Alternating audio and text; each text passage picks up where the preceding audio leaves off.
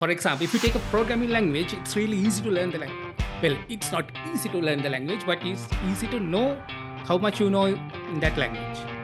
But when it comes to a profession like BA, you don't know what you don't know until you have certain framework to test against itself. Like Now, in your current role, about being an agile coach and doing this work with business agility, what have you uncovered? Like, what make you like feel satisfied at this moment? so, it's basically if you're a business, the context always change.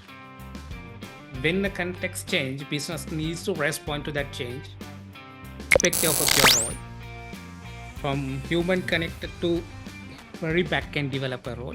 You will never, the AI will never replace you, but the people who knows how to use AI will replace you. Can you recommend a movie or at least one or few movies or a book?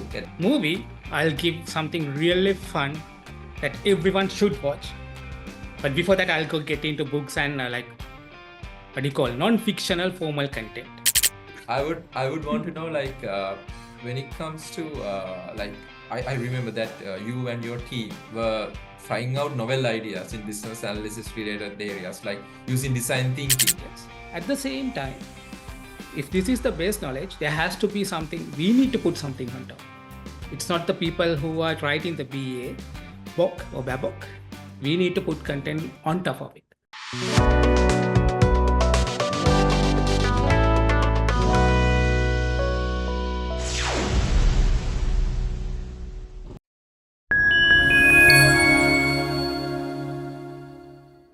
Hi everyone, today also you are joining with another episode of the BS Station, and today we are discussing about business analysis and agile and related area with another expert in the field who had been recognized by the Sri Lankan business analyst and who had been a trailblazer in the industry. So welcoming you today is Yasith Abeynayaka. Hi Yasith. Hi, it's really nice to be here.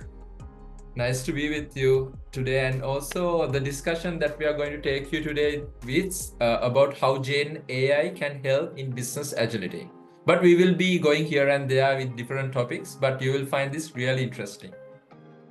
Exactly. The people who know me knows that I wouldn't stick to one topic. So you will be surprised. So watch till the end. Yeah.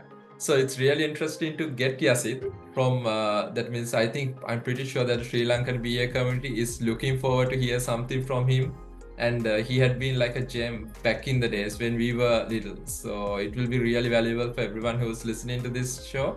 And to start with, I know a lot of people knows about Yasith, but there are like new millennials who are also coming to know about who you are, about Yasith, where you started, your background, and what you had worked on, Yasith. If you can, let's start from there. Let's keep the setting, the context straight. Yeah. Yeah, let's go in the proper order.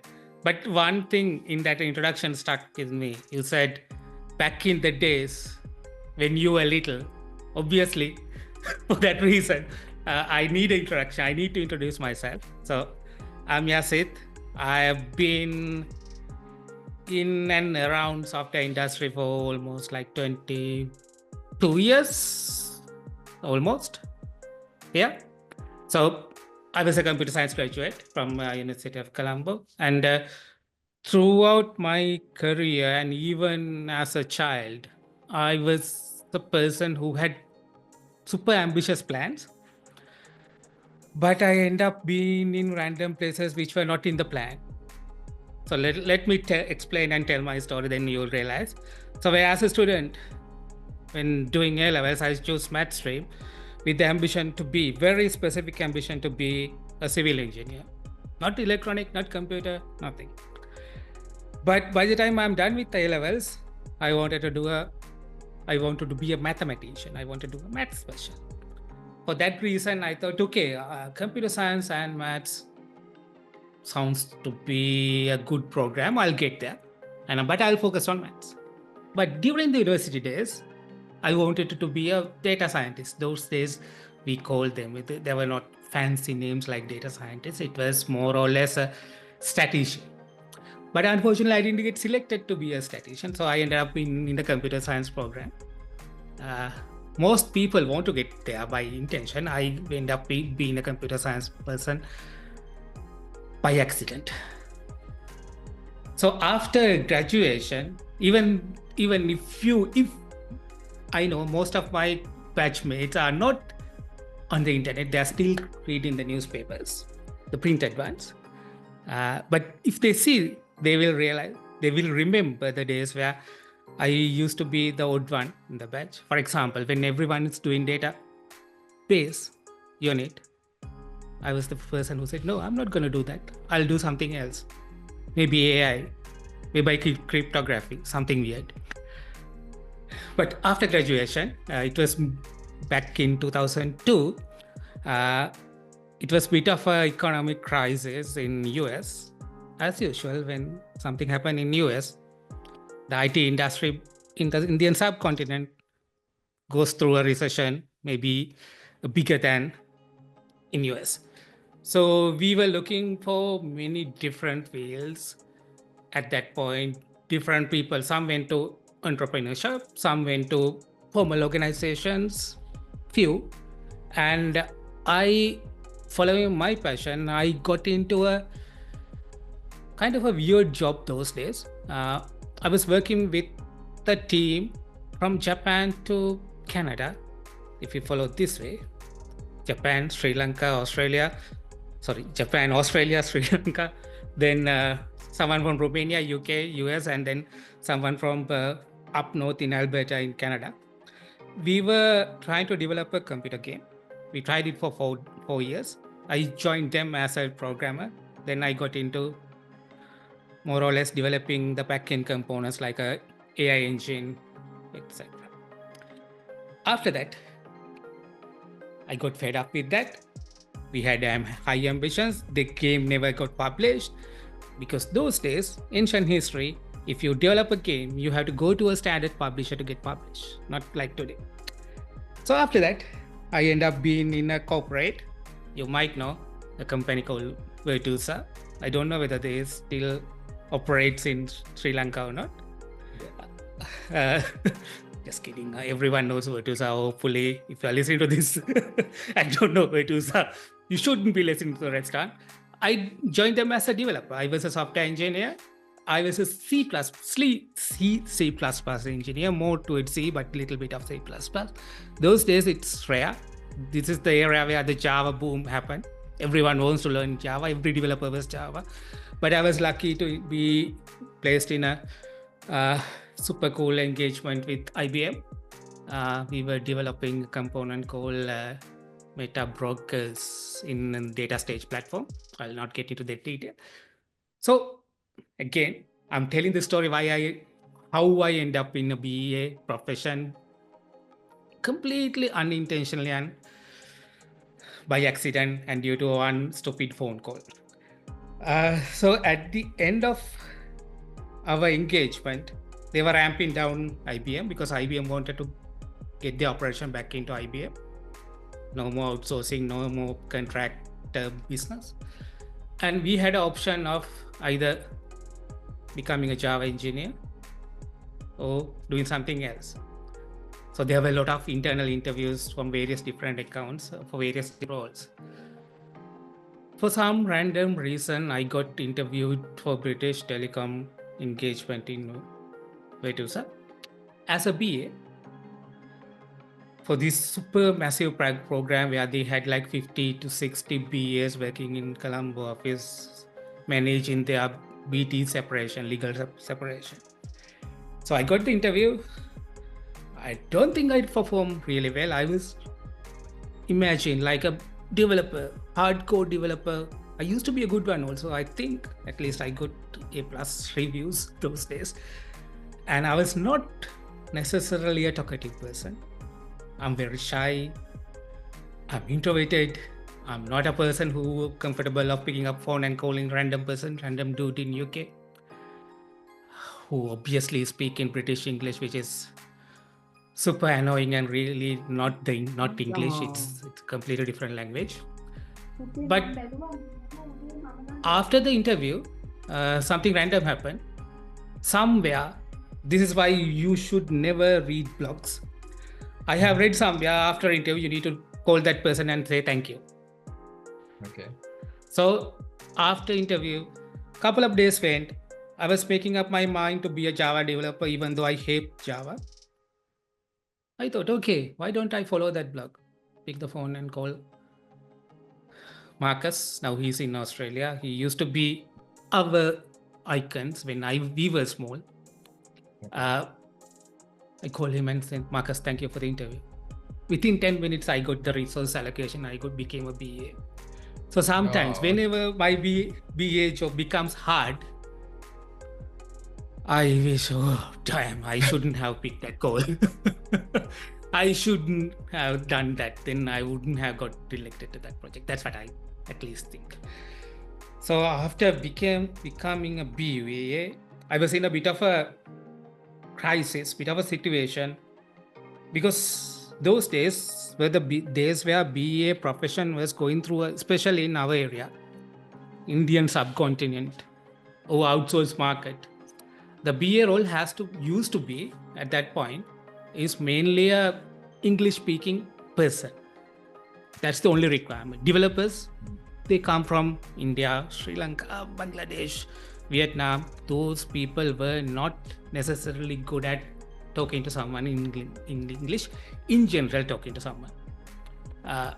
So they started hiring people who are good at talking to others, who are really good at bridging that gap between business and technology. So I was in a pool of 50 BAs. The odd one come from the tech background, who has been like an engineer, geek for entire life, who wanted to be a mathematics major. English is not my first language. I come from outstation, from Goal, rural area, far away from Colombo, 500 or 600 kilometers away. So this person in a set of BAs who are most probably grew up in English as their mother tongue, really good at, very comfortable of talking to someone, picking up the phone and talk to someone, or being in a call or doing a presentation. I would be a person who would be struggle to even say hi to someone random, even to my best friend. So how did you overcome all of those? Exactly. So that gave me a massive imposter syndrome. I don't belong here. So that made me similar to when I randomly got selected to computer science program, when I got selected to do something else other than what I planned. I feel that imposter syndrome. Whenever I feel that, I go to a mode where I self-challenge myself. Okay, I really want to prove to myself I belong here. That's where the most important part of this discussion, IIBA, came. So those days, IIBA was generally a new thing. A lot of people didn't know about it, but luckily Strascom and the ICTA got together and they got a trainer to Sri Lanka. A few big corporates those days sponsored, and there were a few programs, and there was few BAs, some of my batchmates, you might know them, who are still in Sri Lanka, who created IIBA chapter, the first version, then it calls Sri Lanka chapter, and this gave us the platform for people like us. I think even Rumesh was a developer and then turned a BA those days. Yeah, if you know Rumesh. Yes. We felt, okay, we need this formal seal. Let's get certified. Because even though people say this is more like about bridging the gap, we realize by doing it, there's much more than that. This is a profession. There are formal knowledge that has been collected throughout the history, which has been matured into a certain level of body of knowledge of form. So then we went to get certified. That was the point that changed my life, career, the speed of the career growth, and even certain personality traits. It got affected due to I pursuing the CPAP's certification those days. So Yasith, now how had it helped you, like getting certified as CBA profession now? You told about being the developer and then you wanted to make sure that you belong to this place and you did. How it had benefited you, like after that? Exactly. So it partly is the process of getting prepared for the certification. The second part is the exposure you get after the certification. So if I go to the first part, so when you work in a certain area as a certain BA, because BA is a huge bucket of professions or skill sets. To become a certified BA, you need to have certain number of hours in each different category. So the first step, if someone wants to get certified, they read the book and understand, okay, this is what the basic layout of a BA profession or any profession. If you read their body of knowledge or some sort of industry standards, that's the conclusion you would come to. So when you realize that, for example, if you know, okay, I have done a lot of enterprise analysis level work, but I haven't done any requirement analysis. Now, in order to be certified, I need to cover some requirement analysis hours so that I can submit my application. So you intentionally seek experience and knowledge in the areas you are weak at.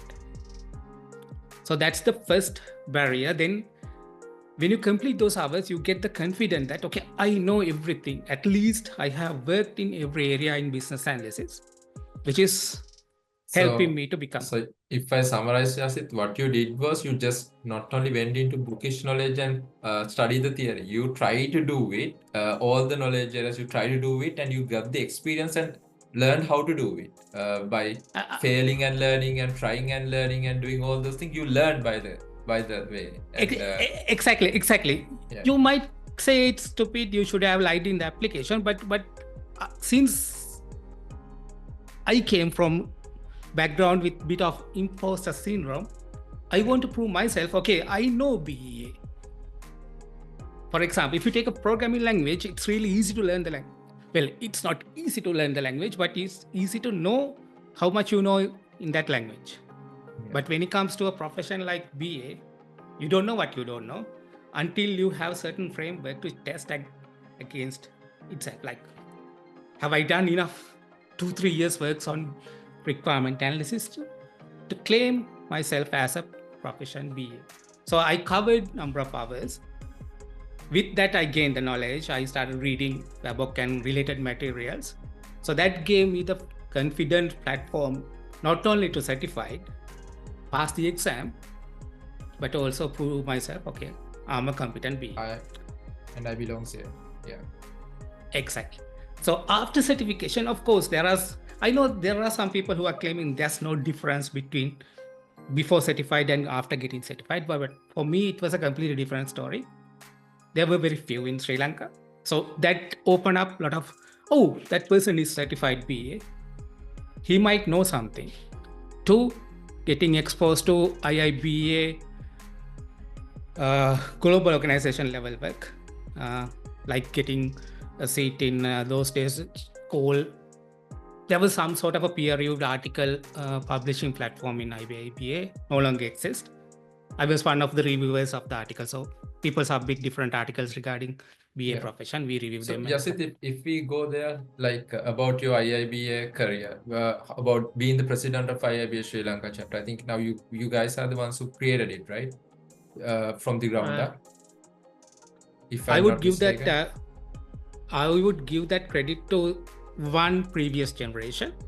So there was a person called Nadira and Chanaka Uskadarachi, who is working in somewhere in Sri Lanka. I know Chanaka. Yeah. Chanaka is like my childhood friend, my university friend, and then a colleague in Virtusa.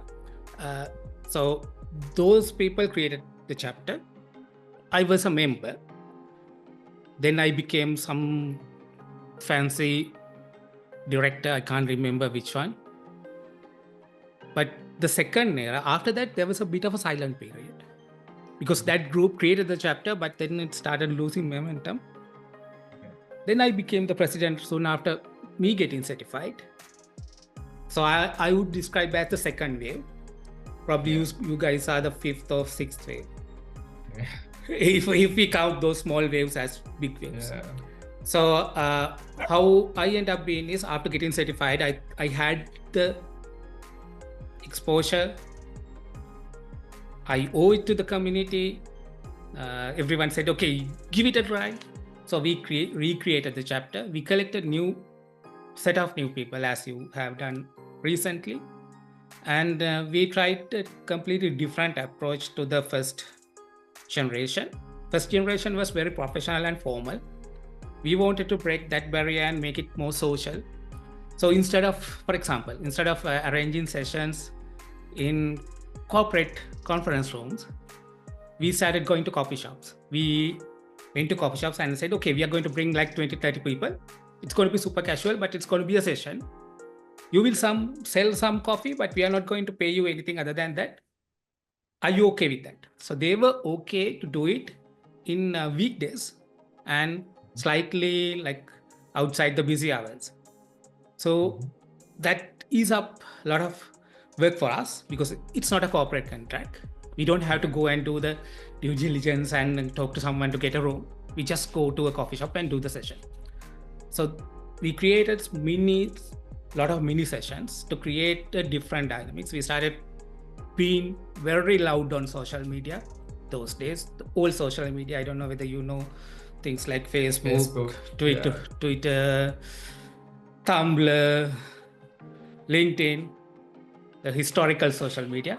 Yeah, and when we started, I think first things we saw was your Facebook post that you and the other team members who had post those days. So those are our inspirations. So we were thinking, oh, they were very loud and they were like doing the marketing really well. And you were thinking, okay, we need to also do this. And it's really hard to naturally get that talent also, to naturally create those material. Yeah. Well, that was like a strategic choice. So we had to commit to that. We wanted to change ourselves from like being formal establishment to more like, okay, if you're cool, you have to be part of IIBA chapter. That was our intentional branding. And luckily we had a really good team who were committed to creating content. It was not fast those days. We didn't have AI or any other support. We had to create everything on Photoshop, no Canva. But it was a good chapter, but we failed. I think you have succeeded. We failed to do the most important part, which is getting what do you call chapter formally registered in Sri Lanka, because we had the ambition of registering it as IIBA Sri Lanka chapter, which ran into a lot of problems. And with that, the momentum went down. Then the next generation, the third wave was... Yeah, but need to give you guys some credits, because when we started, what we found out is that, okay, first generation, second generation, these BA teams, what were their challenges and what they had learned from what they had tried out. Because you guys have tried out and you had learned some that this is the way to do it and different things. It actually reduces us doing the same mistake and trying that again. What we did was what you guys learned, and we absorbed that and we did the next thing that need to be done. That saved us time, and that actually what you guys learned and what actually that the best thing you guys tried out different things that helped a long way for the BA community to be here at this moment. So thanks for that. Yes. So yeah, continue on what you're on the discussion. We would have loved to make use of our own learning, but we were too stubborn and not enough agile to learn that at that point. I'm super glad your team used our mistakes to go through these pain points without any pain. Okay. Yes. Relatively less pain. Yeah. Very easy. And other thing, I would want to know, like, when it comes to like, I remember that you and your team were trying out novel ideas in business analysis related areas, like using design thinking. I had seen some like photos where you had been in conferences where in your past companies like Virtusa, and then the next company you joined, I remember you are doing Google style design sprints. I think first time in Sri Lanka. if I'm not mistaken, that we got that vibe out of somewhere. First time in Sri Lanka, we saw that thing, that there's something like a team like this is doing. And I remember that there is an article that you wrote about big canvases that you guys created. So the Yasith who read the BA book and who was trying out all the areas in BA book, tried out different, like try to see a different side of business analysis. How did you went into seeing that different side? What made you do that? When you were asking that question, when I reflect, why did actually we took a different approach or continuously trying to evolve? I think it became as a result of, again, reading the book and seeing the background work for the then latest version, the version 3 happening. One thing we realized is, obviously, now it's common sense. Any profession needs to evolve with the time. It evolves. But there's base knowledge. So in BA profession, Babok can be the base knowledge at certain point. But then it was like 2030. That was the Babok 3 version just came out. So we knew this is the base knowledge. So are we doing the basics? Yes, we are doing the basics. But then we realize, okay, there are certain new challenges. We need to find methods to solve these challenges. At the same time, if this is the base knowledge, there has to be something, we need to put something on top. It's not the people who are writing the BA book or Babok. We need to put content on top of it. So we were like, okay, are there any other methods to do requirement elicitation? Is this the only way to do product development or software development? When we realize, oh, right, there's some other profession which is very close to BA called UX researcher. It's doing something else. So we were wondering and we were trying to get to know their toolkit.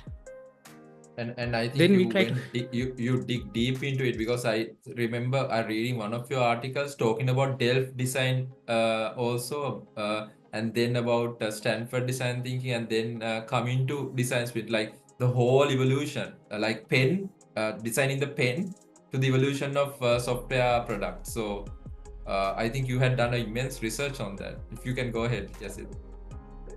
Well, I wouldn't say much of research. It was a team effort. I had a really fantastic team of BAs working with me, working behind, in front of me. So it created this environment where we had challenges. We needed to solve them anyhow, and we needed new tools. So then, like you said, like when we got exposed to the design or user experience design, well, we knew like, okay, there's an underlying profession behind this. We need to learn that too. That's how I end up in learning the Delft design method or the more traditional design or industrial design. We learn that. We learn basic psychology to understand how people behave, how products develop, product management. So what we realize, okay, we know the BA basics. We will put new methods on top of it because our challenges, we need to evolve and identify new ways of working. So some of those material you referred was some certain outcomes we have created or output we have created to share our knowledge, at the same time maybe recruit few people, impress them that we are doing cool stuff. So those are good old days. So now coming to today, Yasith, so I think you had quite a journey from business analyst and then product designing, and I think you led a BA team, and now you are an agile coach in a global organization, and you're heading the agile practice, I think. So now, first of all, before moving into your job role and about the topic today, like Gen AI in business agility, I would ask like this. Do you prefer to go back and become the game developer? Do you think if the game actually worked out, would you be satisfied? Or with this work that you are doing, with this business analysis, agility and organization agility, will this make you satisfied? whether the game development, and if you move up that ladder, or this make you more satisfied as a person? Let me find my blazer and tell you, this is going to be a very formal statement. So you can't go back. All you have left behind is learnings and experiences, which you will use to form yourself for the future. But having said that, yes, there were really good parts of being a game developer. Because when you are working with a program, even though it's really hard, when you especially work in low-level programming, when you know something, it works the way you expect it. It's algorithm, it's a computer. So there were predictability. It's really easy to work with an algorithm or a compiler compared to a human or set of humans, which becomes really complicated. But I would never go back and change anything related to my professional history. The only reason is like, I might not be enjoying what I'm doing right now, but there's nothing from behind me that would I prefer more than what I'm doing right now. So it will be something different in the future. So it's a continuous mindset that helped me to evolve. So like you said, I was a BA, then unintentionally became a BA manager. Then I had to create the BA practice in an organization in Sri Lanka you might know as Cambio. At that point, they didn't have BAs in Sri Lanka. I was hired to create that team. After that, I became the global BA head for the organization, where we had like around 70-80 BAs. Then after that, I had to work as the there were 4 people who were working as the chief of design for the company, the head of UX, head of BA, the chief architect, and the head of informatics. So then I was more like a design manager rather than a BA manager. And that led me to get exposed to bigger organizational problems that needs to be solved in a different way rather than being a head. That's where I became Agile Coach, because I thought, okay, there are certain elements in the organization that needs to be changed if we are to achieve the outcome we are after. So that's how I became like an Agile Coach. And when you become Agile Coach, again, it's a completely different dynamics, because when you're a manager, you have the formal authority. When you're a coach, you don't have the formal authority, but still you want to get big changes implemented or influenced to the organization. So that's how I became interested in being Agile Coach and the concepts like business agility. So tomorrow, I might become something else, but not a game developer. Yeah. So only moving forward, right? Yes. So what the future stores for us, we will be searching for what the future stores for us. So nice to hear that. And also now in your current role, about being an Agile Coach and doing this work with business agility, what have you uncovered? Like what make you feel satisfied at this moment about what work you are doing in business agility? Okay, so for some of you who are listening, the word business agility might be something relatively new, even though it has been a concept. It's not your fault. It's probably because it's not something you have encountered in day-to-day work you do. So if I go back to the definition, the base for business agility, there's a formal definition, which is similar to business analysis. You will hear certain words which are very similar. So business agility is, okay, let me think. Set of capabilities, behaviors, and ways of working that gives a business the freedom, flexibility, and something else. I can't remember. So it's basically, if you're a business, the context always change. When the context change, business needs to respond to that change. But believe me, flexibility and speed might be, right? I think probably. Yeah. Someone can ask AI and you can put let us know in the somewhere chat. the formal precisely. So businesses needs to be flexible. They need to change. For example, let's say if you are working in a current banking related business, what if for some random reason digital currency becomes popular again? How would you change your business model? How would you change your business services, products? Everyone thinks they have the flexibility, but very few have the actual flexibility to do that change cheap and fast. Cheap in the sense, it's not just financial cheap, it's less painful and faster, so that you will be the first to respond. So business agility is the concept of building that capabilities and ways of working and behaviors in an organization. So as an agile coach, especially if you are agile coach, I know agile coach is also similar to business analyst. It's a very stretched profession. There are people who are working at like Scrum Masters with the one team also use the title agile coach, and people who are working in business agility also use the term agile coach. It's a broader profession. So what I'm working on is giving my organization capabilities to respond to changes faster.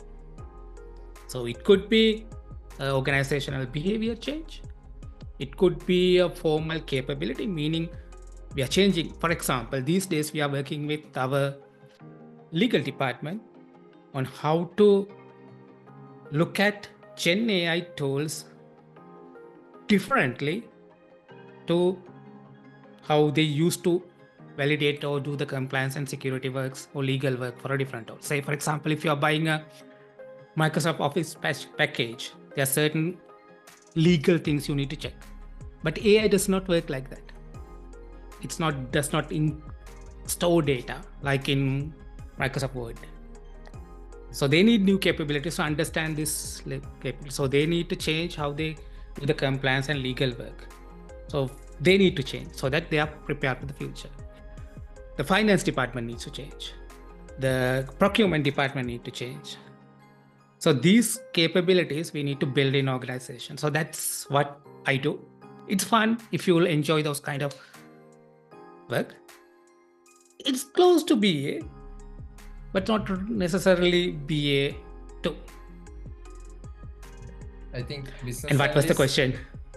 Yeah. So you're on the correct path. Yes, you're going in the correct path. Thank God. So Thank yeah. God. So I was trying to get there, and so actually, business analysts, we try to build like the value for the next the business for the tomorrow, right? Using technology and using the cutting edge what's outside there to build the next level. So I think in your case, you are trying to do the business agility and the business movement and efficiency and all those things also. Trying to use what's out there, the latest things, the latest trend, like Gen AI, likewise. So yes, in that sense, like now every time as business analysts or agile coaches, we are trying to use the what's out there to generate the best value for the work, the future that we are going to generate. What's your say on the future? What's next in the technology that would come even in Gen AI? What do you think? Is there anything that's coming to your mind? It's pretty. I think this is no longer a prediction question. It's more like an evidence question. The reason is there are organizations who are really agile, even than the organization we are working for. So we do have evidences of people who have adopted Gen AI to an extent. For example, recently I met, you might have heard a person called Henrik Niebuhr, the person who drew that famous, I'm assuming your graphic team will put a graphic here, famous MVP diagram, the skateboard to the car, scooter, bicycle, motorcycle, car. That person, so he's working for a computer game company, which develop a game called Mindstorm.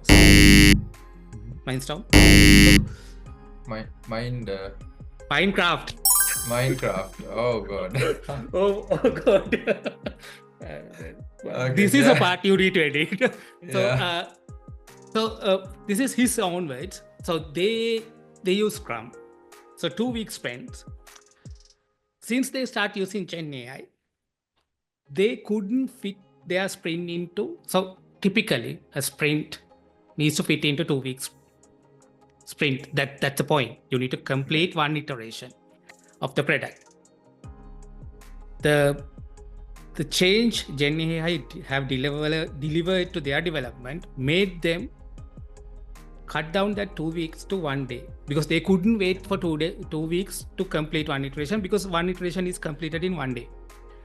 So 10 days to 1 day, let's say 10x productivity. I was super happy. Okay, some organization have achieved 10x. But yesterday, the founder of Scrum, Jeff Sunderland, he released another article and some post saying there are organizations who have achieved 30x to 100x already because of productivity or efficiency gains because of the use of AI. So,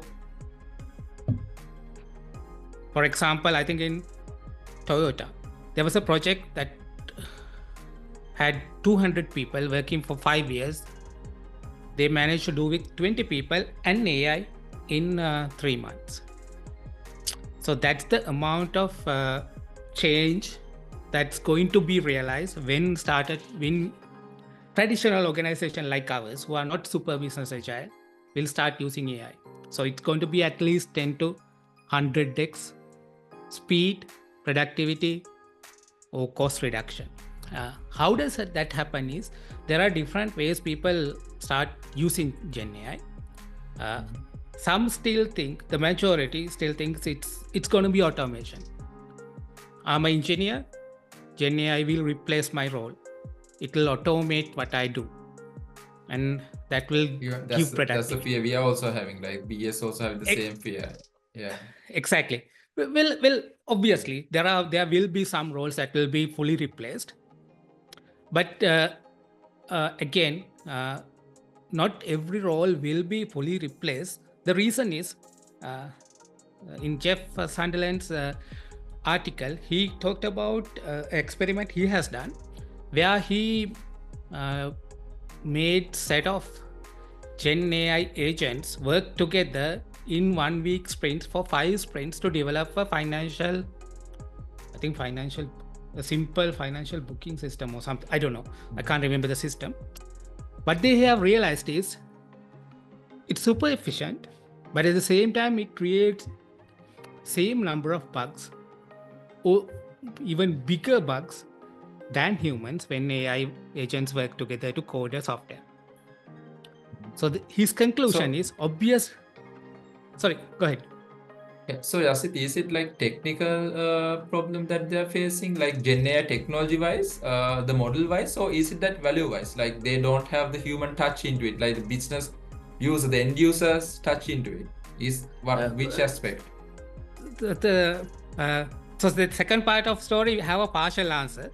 The second part is his conclusion is, okay, one reason why there are so many bugs when AI agents work among themselves to develop a software is obviously humans do that too. How do we avoid that?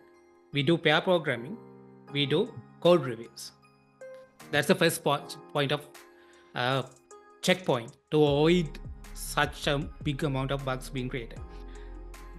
So his second experiment was more or less about, let's pair AI and human work together. AI do AI part, human do human part. We work together as we do in pair programming, so that we do code reviews. So bottom line is, AI is not right now, at least this Gen AI revolution, this wave is not ready to work alone. It needs that pairing. So the organization I said who gain 10x, 30x, 100x gain, how they have tried is pair up human and AI working together. So for example, right now, I have a virtual colleague who do a lot of work for me that gave me, like, for example, the work I used to do in 40 hours. Now I can get it done in 1 hour. So my week has become 1 hour work week. That's why I'm free for having this kind of a chat. So how I do it is, it's not automation. I and my AI buddy works together to get things done. For example, if I was a BA, if I have to create 200-page specification, which you shouldn't do, you can ask the AI to do it, but I wouldn't fully trust AI to do it completely. So we will do pair programming. We will open a canvas-like tool. We will write it together. If it goes in the certain way, say, okay, maybe we can try these 3 options. Can you write it again? So it's like, again, this is Henrik Newberry's own word. AI will never replace you, irrespective of your role. From human connected to very back-end developer role, the AI will never replace you.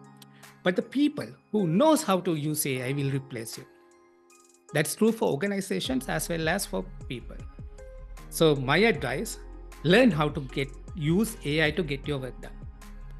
You will be surprised. Yeah, and I think Yasith, that's a really good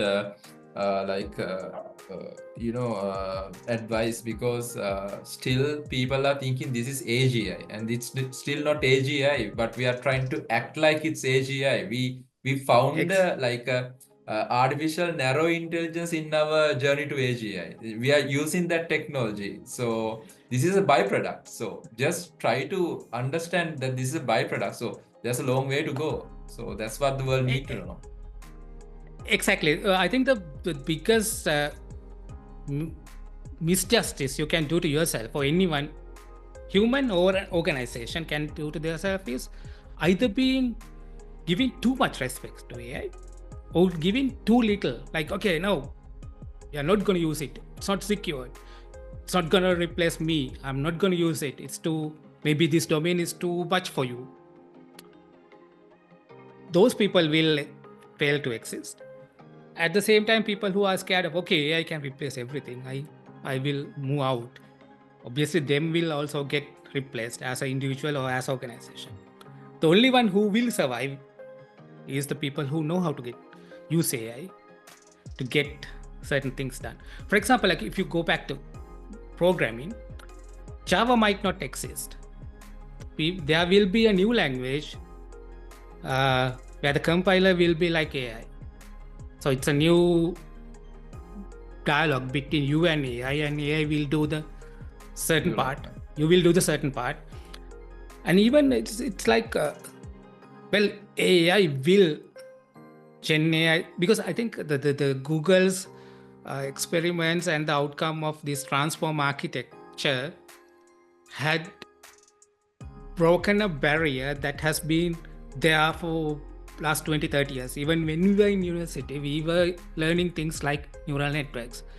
But the part we struggled to do was understanding human language, context, and generating knowledge based on the past patterns. I think that problem got solved in 2017. So this wave will create things we might predict we cannot do right now using AI. But my advice is, as an organization or as a human, be in that journey and start using AI to make your quality of work better, quality and efficiency better. As rightly said, Yasith. Yeah, as rightly said. I remember like when LSTM came, like neural networks came and launched short-term memory games, and there were like hiccups, but there were like positive things also. So that later on developed into transformers, and then you have the diffusion models, and this will be the base, and they will be building something on top of this. So still there are things, I think, we have to go into human consciousness, where that means artificial consciousness is coming into place. So there are big breakthroughs that AGI need to before AGI achieve. There are bigger breakthroughs that people need to do, but this is a start, I think, right? Exactly. And then people are making different hypotheses. Some people are talking about, okay, the end of the labor era. Like right now, all of us, irrespective of how white collar you are, from Milan. So Elon Musk is no longer a hero, right? Let's say Sam Altman to us, everyone in between. We are working and we are getting paid some sort of reward. That model might come to end. We will live in a different kind of a compensation market. Maybe our ideas or our contributions, our value creation will get paid instead of the work we do. Outcomes and outputs, so outputs to outcome, those models might change, but rather than like either going into science fiction mode or just saying, okay, no, it's not going to happen, I'm not letting it know, just ride the wave and see where I end. Yeah, I think we will not be doing the same thing that we were doing, but we will do new things. Like we will try to make money in new ways, like more easy ways. So yeah, it will be a new world that we are moving into. The old ways will be gone, but there will be new ways that you will be generating things in easy ways. Just open your eyes and be open for the opportunities. That's what we need to think. I think world is been very fair. I know I don't believe in someone handling everything, but for example, like we got a mini taste of what's happening right now during the pandemic. All of a sudden we went into a pandemic, everyone panicked. Some people figured out, okay, working from home is also an option. Some of us went into that mode. Some still try to bring people into office. Some people got adjusted to working from home. Then soon after the pandemic, the wave, when it's getting settled, some wanted to go back to the past mode. Started asking people to come back. Some found a new model. Some went too overboard with it. Again, I'm fine with that than the other group. So, but it changed, but it didn't replace us, right? We started working from home. I enjoy it. Most probably a lot of you also enjoy working from home. And the companies are fine with it. Still the work is done. But we couldn't even imagine that back in, let's say, 2015 or 16. And we had worked in about organization change management, right? So this is also like a kind of like a change management, but this is like global kind of change management where people are fear about the change. Like even when we develop software, we think about, okay, how we are going to do the change management, get them into this change. And I think COVID did it, like it forced us, like, like you need to melt the ice and then you need to change the shape and froze it back. It automatically happened with COVID and all the regulations, but in a way, we will be getting there, right? In the future, the world will be getting to somewhere that we will think will be better. Yeah, using the ice analogy, there will be some who will get stuck in the ice. Yeah. Definitely, that happens with every industrial revolution or like those major revolutions. It happens with everything. That's basic logic of like evolution. So some will fail to exist, but people who will succeed is people who will be figuring out how to write this new wave. Okay, so Yasith, it had been an absolute remarkable experience with you talking about this topic, and I can go on and on, but there are a few things. As a last question, I want to give some recommendations for the viewers from you. So end of our topic, can you recommend a movie or at least one or few movies or a book, at least one or whatever, like that you recommend for the new the viewers who are viewing this interview? So what do you recommend from your end, like which had added value to yourself? Okay, movie, I'll give something really fun that everyone should watch. But before that, I'll go get into books and like what do you call non-fictional formal content. Okay. So if you are still a bit scared on how this world really works, and if you are stuck in a big corporate and looking for some sort of a refreshing mindset, there's one book you need to read. I can go and get it. So this one, this is Jason Fried. Anything that written by Jason Fried, read it. This is my favorite among themselves. Free work. Okay. Nice. if you follow Jason Fried, he's like someone who's like, if there's a person who exists before innovator, this is the guy.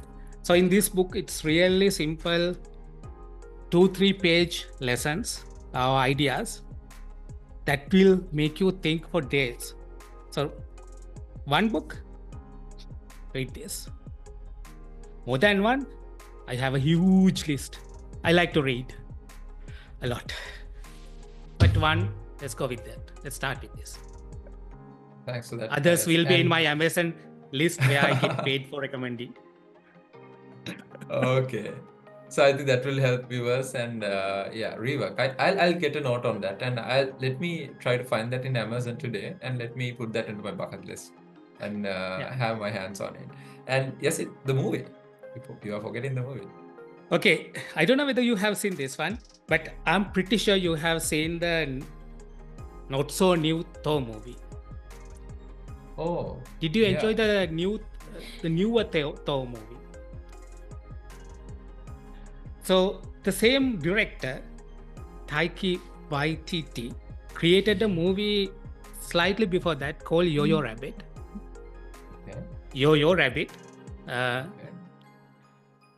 So before that, my favorite movie used to be Schindler's List, a very traditional, really sensitive story. But this super cool storyteller took that story, the same context, same underlying story, and put it into a completely different context.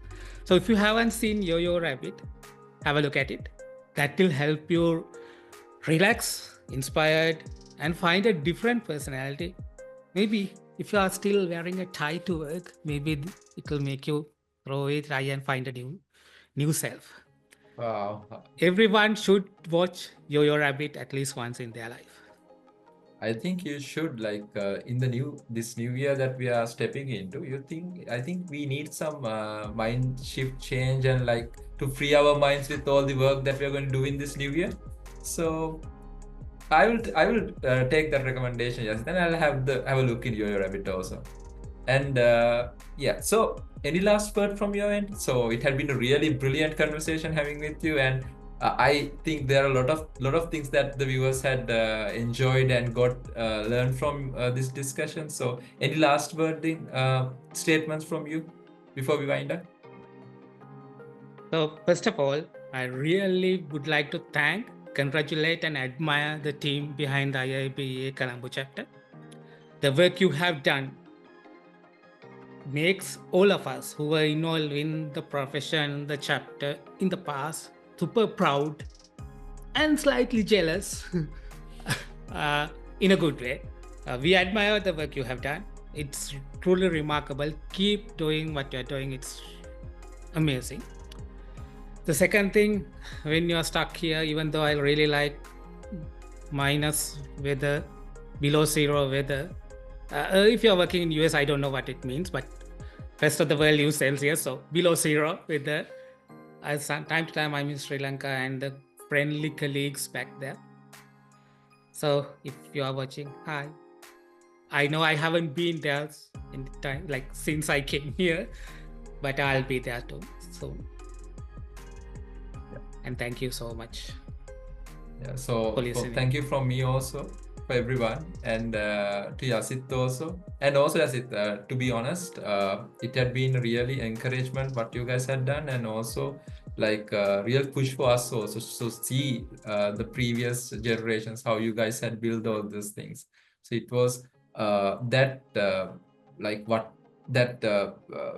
you call that kind of that pure ambition, not even ambition, it's like pure passion that you guys had to make this happen, this IIBA Sri Lanka chapter happen. That passion, we saw that when we started this thing, and all those things that we learned from you guys, and it gave us this push to move forward. So a lot of thanks for the generations like you guys who were all before us, and it was really amazing to talk with you, one of the legends, I think. For some of the VS still in Sri Lanka, they still consider you as a legend. And So really nice talking with you, and yeah, so have a nice day. And this is the BA station.